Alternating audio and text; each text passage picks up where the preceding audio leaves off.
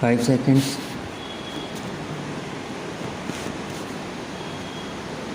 The NDC is a political body, and that is its strength. Here we are gathered in this room representing a diverse set of political backgrounds, views, and ideologies.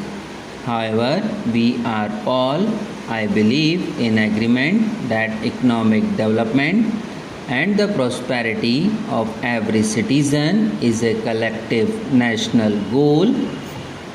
Over the last 2 days, I have heard this resonate from every speaker, and it is heartening that political differences will not come in the way of achieving our common objective of building a prosperous, inclusive, equitable, humane, caring, and just India. While we have noted each and every suggestion made by the chief ministers and will take due note of them, I would like to dwell of them.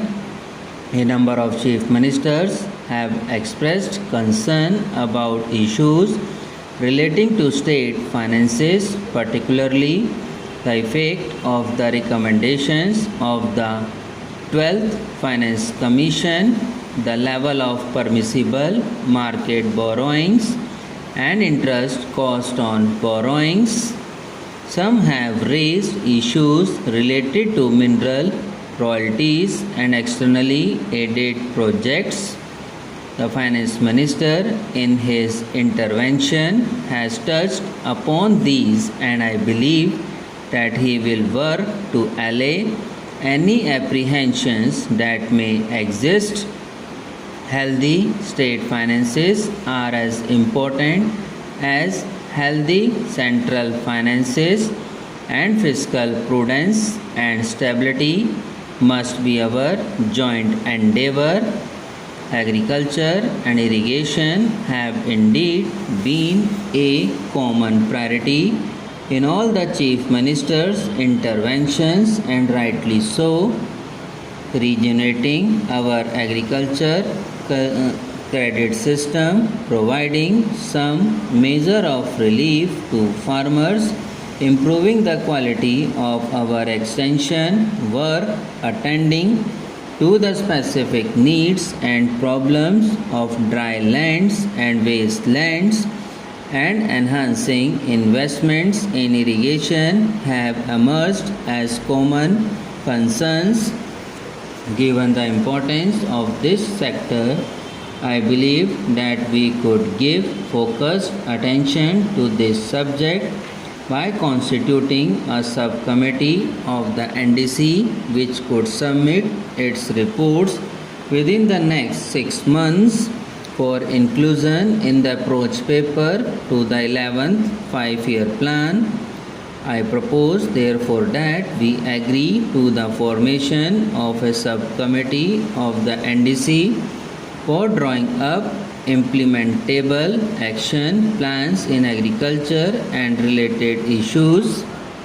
With your approval, I will constitute this subcommittee immediately with the Agriculture Minister as chairman, so that the work can be in right earnest and we can benefit from their wisdom while framing the 11th plan for our growth oriented economy of the future as such. Another thing I want to say is that we want an ideal to be set up for the nation. It is only the performance of this august body which can set an ideal or an example for the people to follow. I do not say that people who have no respect for law and those who have committed any offense should be saved or protected, but then it can be done only by utilizing the funds of the people collected from the people in a proper manner so that we can positively make progress. For this purpose, I would request the Honorable House that if some amendments to the rules of procedure are necessary, we must think of it and we must make the principles and the rules such that the House is not disturbed or no disturbances are created every day and our time is not wasted. Another aspect to which I would draw the attention of the Honorable House through you is that economy is one of the most important factors and economy has to be affected by us also. I was reading the Comptroller and Auditor General's report for the year. I find that crores of rupees have not been utilized for years together. During the period, leader of the opposition party was Minister of Industries. What was done has to be looked into.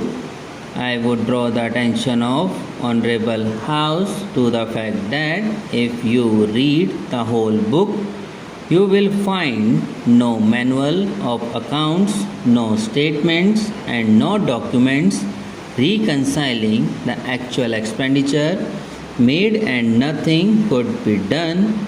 You will find in this a large number of such items involving crores of rupees. This has affected the economy of this country. What has been done about it?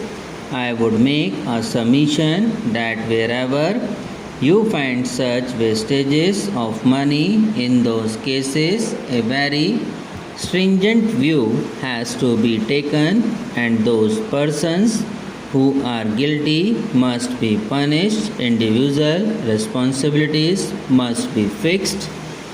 That is why every time we are finding this criticism in this august House that the public enterprises are not making any profit, they are running in loss.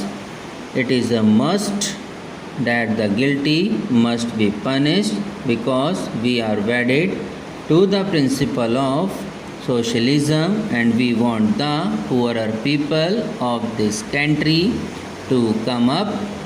But with this sort of performance, it is impossible. The high ups or low ups, I do not know. Whosoever is responsible, action must be taken against them. Otherwise, the economy will not improve, as NB says in the budget for the year under consideration. Subscribe now and press the bell icon. Never miss an update.